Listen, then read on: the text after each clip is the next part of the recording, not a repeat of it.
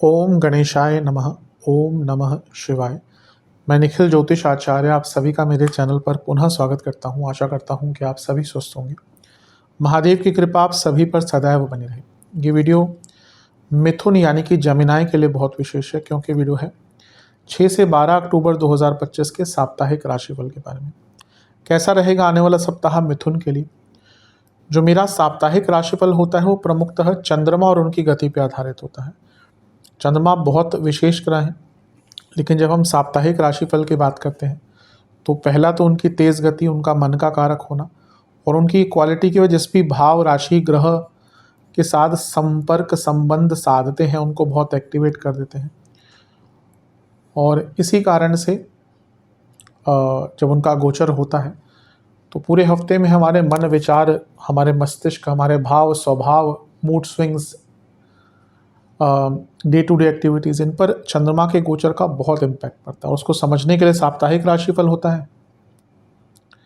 इस अंधकारमय जीवन में ज्योतिष एक मात्र विद्या है जो हमें थोड़ा गाइडेंस दे सकती है। इसीलिए भले ही ये जो साप्ताहिक राशिफल हो ये बहुत सामान्य आधार पर दिए जाएं, लेकिन एक जनरल गाइडेंस के लिए, डूज एंड डोंट्स के लिए बहुत उपयोगी होते हैं। यदि आपकी लग्न राशि या चंद्र राशि मिथुन है, दोनों ही गाइडेंस के लिए इस राशिफल को देख सकते हैं। जहाँ से आपको ज़्यादा सूट और रिलेट करता है वहाँ से देखिए। व्यक्तिगत तौर पे मेरा मानना है लग्न से देखेंगे तो अच्छा है। इनकेस नहीं पता तो चंद्र राशि से भी इसको देख सकते हैं, जहाँ से सूट करता है। बस अलग अलग राशिफल नहीं बन सकते। शुरू करते हैं।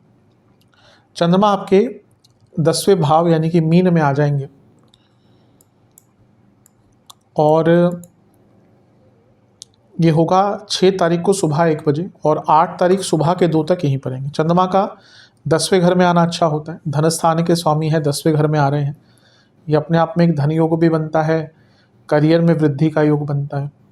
और क्योंकि यहाँ पे शनि के साथ है जो खुद लक्ष्मी स्थान के स्वामी हैं, 10वें घर में बैठे हैं और अष्टम के स्वामी होने के नाते अचानक से धन का लाभ। और जो लोग विचार कर रहे थे जॉब चेंज करने का, उनके लिए भी अच्छा योग है।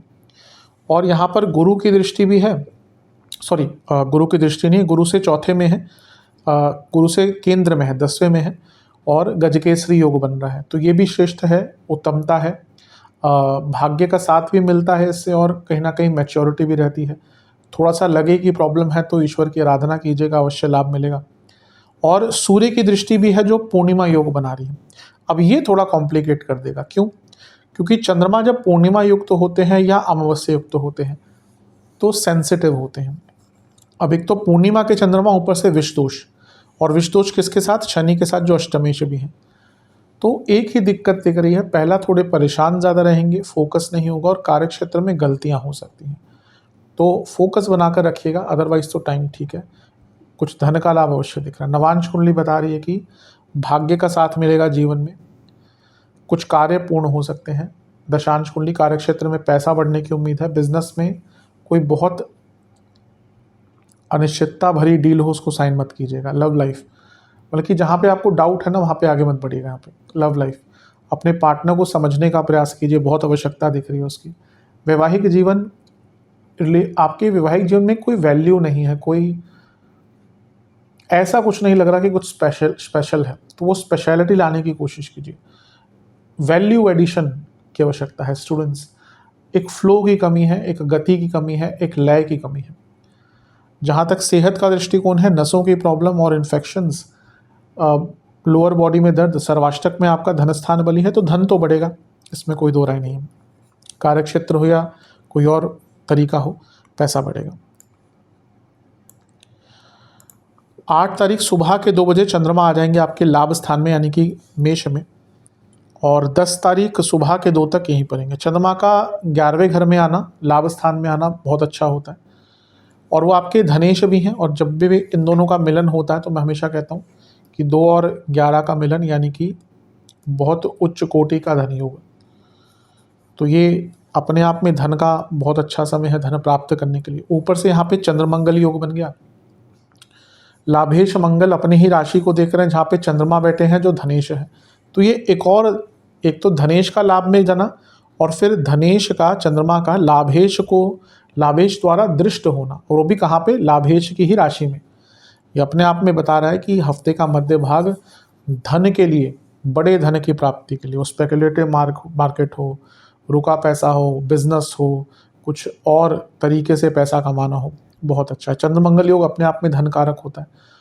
और यहाँ पे बुध की दृष्टि भी है जो लग्नेश भी है। हाँ, बस ये है कि बुध का प्रभाव चंद्रमा पर थोड़ा कन्फ्यूजन क्रिएट कर सकता है, लेकिन अपने आप में देखें तो मंगल का तत्व जो है ये बहुत शुभ है। केतु का प्रभाव है, मंगल का प्रभाव है। अग्नि तत्व, अग्नि तत्व, अग्नि तत्व, गुस्से पर कंट्रोल रखना पड़ेगा और ओवर एक्साइटमेंट पे भी कंट्रोल रखना पड़ेगा, अन्यथा तो समय अच्छा है। नवांश कुंडली बता रही है कि अपने ऊपर विश्वास बहुत ज़्यादा रखना पड़ेगा। दशांश कुंडली कार्य क्षेत्र में अपने काम से काम रखिएगा, किसी को अपने काम में दखल अंदाजी मत देने दीजिएगा, ना ही किसी के काम में कुछ अड़चन क्रिएट कीजिएगा। बिजनेस के हिसाब से कुछ बड़े निर्णय लेने हैं तो उसके लिए टाइम अच्छा है। लव लाइफ थोड़ी एक्सेप्टेंस रखिए, ये मान के चलिए कि हाँ आपके पार्टनर से गलती हो सकती है क्योंकि आपसे भी होती है, तो ये दृष्टिकोण से चीज़ें अच्छी रहेंगी। वैवाहिक जीवन ठीक है, ऐसी कोई दिक्कत नहीं दिख रही, बस एक ही दिक्कत है कि बहुत ज़्यादा डिमांडिंग आप हो सकते हैं। अपने पार्टनर को थोड़ी स्पेस दें। स्टूडेंट्स के हिसाब से मैं यही कहूँगा कि आप हर चीज़ को ठीक करने की कोशिश मत कीजिए, क्योंकि वो कर भी नहीं सकते। अभी लगता है आप उन चीज़ों को कंट्रोल करने की कोशिश कर रहे हैं जो आपके बस से बाहर है, ऊर्जा सारी वहीं पर जा रही है। सेहत के दृष्टिकोण से एंग्जाइटी, बीपी, स्किन डिसऑर्डर, सर्वाष्टक में आपका धन स्थान फिर से बली है, चंद्रमा लाभ स्थान में, हफ्ते का मध्य भाग धन के दृष्टिकोण से तो बहुत अच्छा है। 10 तारीख सुबह के 2 बजे चंद्रमा आ जाएंगे आपके 12वें घर में यानी कि वृषभ में, और सप्ताह के अंत तक यहीं पर रहेंगे। इसी से एक दिन पहले यानी कि 9 तारीख को शुक्र का गोचर हो चुका होगा, कुछ इम्पैक्ट नहीं है लेकिन फिर भी मैंने अंकित कर दिया। चंद्रमा का 12वें घर में आना एक प्रकार से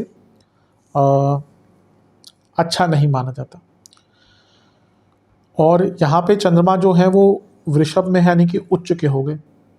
फिर से मैं हमेशा बताता हूँ कि चंद्रमा सेंसिटिव होते हैं, चंद्रमा बहुत सेंसिटिव ग्रह है, उच्च के हो, नीच के हो, पूर्णिमा के हो, अमावस्या के हो, डिपेंड करता है कि बाकी प्रभाव क्या है। वो अच्छा भी एक्सट्रीम दे सकते हैं, बुरा भी एक्सट्रीम दे सकते हैं, क्योंकि 12वां घर है। अब यही अगर लग्न में होते तो चीज़ें बहुत अच्छी होती, यही लाभ स्थान में होते तो चीज़ें बहुत अच्छी होती, लेकिन यहाँ पर 12वें घर में चंद्रमा है तो थोड़ा प्रॉब्लम है। मानसिक दृष्टिकोण से कष्टकारी टाइम जाएगा, फोकस की कमी दोबारा रहेगी, इनसिक्योरिटीज़ बहुत रहेंगी, चिंताएं बहुत रहेंगी, अचानक से बड़े खर्चे हो सकते हैं। शनि की दृष्टि है तो एक अपूर्णता का भाव, एक अकेलेपन का भाव आएगा। प्रॉब्लम यह है कि मंगल की दृष्टि भी है, अष्टम दृष्टि है मंगल की, शनि की भी बनी हुई है। अब जब ये दोनों मिलकर देखते हैं ना तो थोड़ा सा प्रॉब्लम्स क्रिएट करते हैं। बहुत ज़्यादा ओवर एग्रेशन, बहुत ज़्यादा उत्सुकता, बहुत ज़्यादा इनसिक्योरिटी और बहुत ज़्यादा उग्र स्वभाव, ये सारी चीज़ें बहुत तंग करेंगी। तो अपने आप पर नियंत्रण रखिएगा, ज़्यादा खर्चे मत कीजिएगा, अपनी सेहत मानसिक एवं शारीरिक का ध्यान दीजिएगा। नवांश कुंडली बता रही है कि कुछ भी अलग करने की आवश्यकता नहीं है। दशांश कुंडली कार्य क्षेत्र में जो लोग जॉब चेंज करने का प्रयत्न कर रहे थे, टाइम अच्छा है। वैवाहिक जीवन की जहाँ तक बात है, ऐसी कोई बड़ी परेशानी नहीं दिख रही।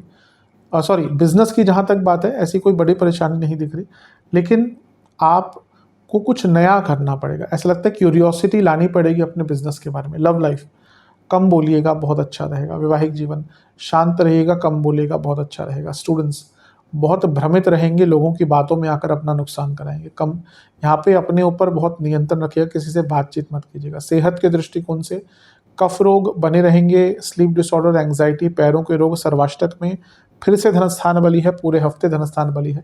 धन के दृष्टिकोण में पूरा हफ्ता बहुत श्रेष्ठ है।